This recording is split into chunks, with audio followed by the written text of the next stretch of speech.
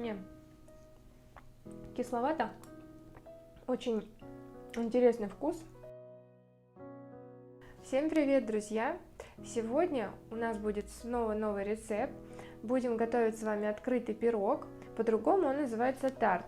А начинка у него будет ягодная. В данном случае я буду использовать вишню.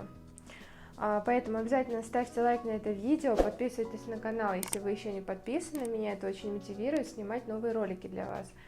И давайте с вами начинать. Для нашего тарта нам понадобится песочное тесто. Песочное тесто делаем по такому же способу, как делали киш Лорену. Ссылочку оставлю, можете посмотреть. Очень вкусный пирог получился. Так, добавляем в муку масло. Масло у меня размягченное, комнатной температуры.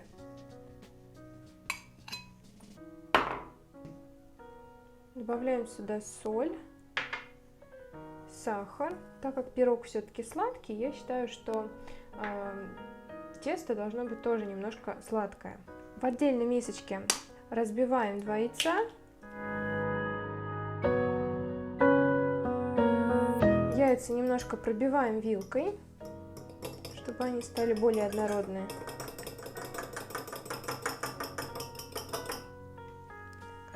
И добавляем к муке. Теперь все это нам надо просто смешать.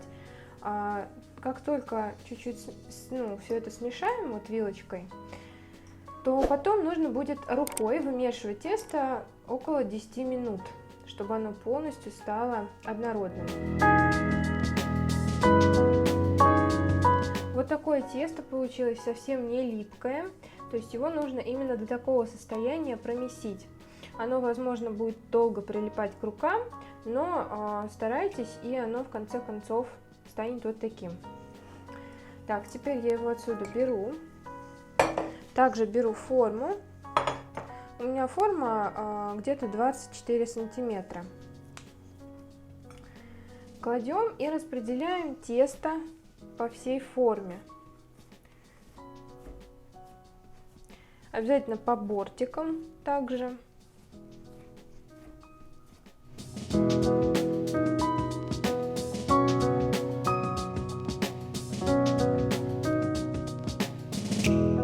Теперь форму с тестом отправляем либо в морозилку на 10 минут застывать, либо в холодильник минут на 20.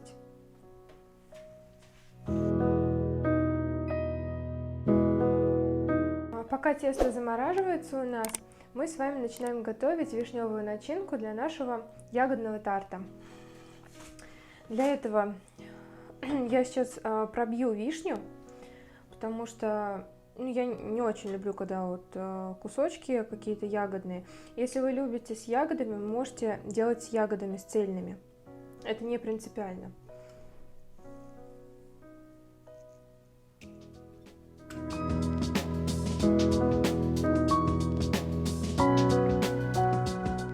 Так, теперь берем глубокую миску, где мы все будем смешивать.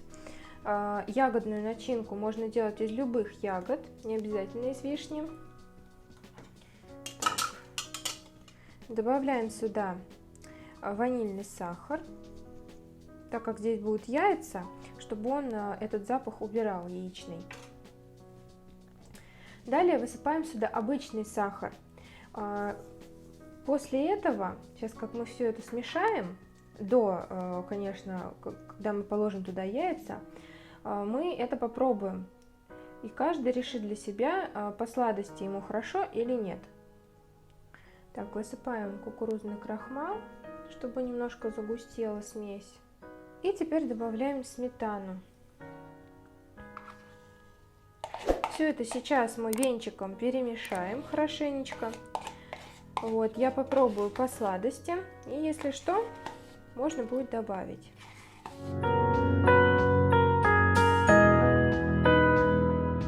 Так, сейчас попробую.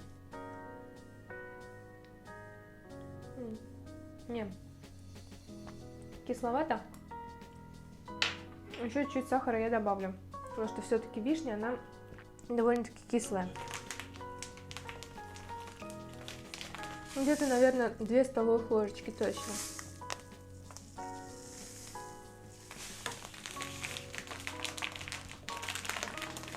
Теперь разбиваем сюда яйца.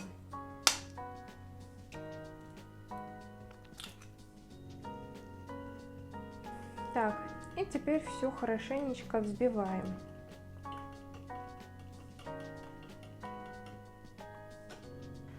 После того, как мы все с вами приготовили, теперь включаем духовку на 200 градусов.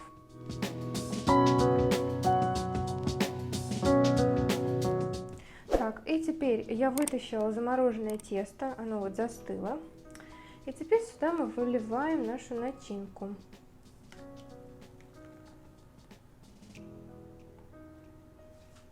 Очень вкусно пахнет.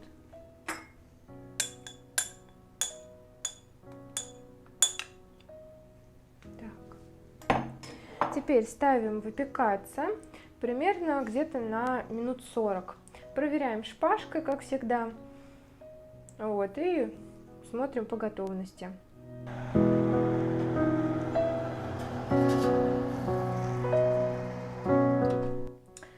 Итак, наш ягодный тарт готов.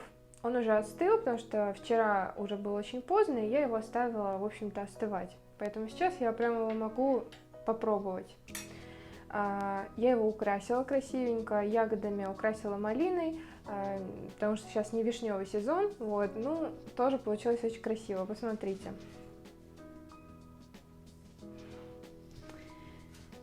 Так, отрезаю кусок. Значит, сразу говорю, что он получился такой больше какой-то муссовый.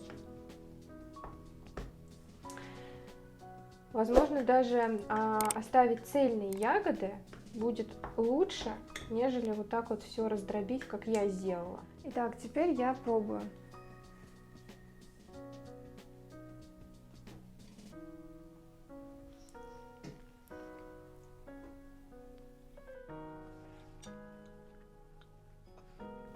Очень интересный вкус, такой нежный, и вот внутренняя начинка, она похожа на такой нежный крем.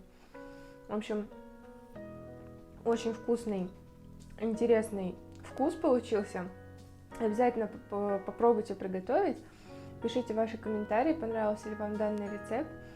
Подписывайтесь на канал, если вы еще не подписаны. Ставьте лайк на это видео и смотрите наши новые рецепты. Всем пока!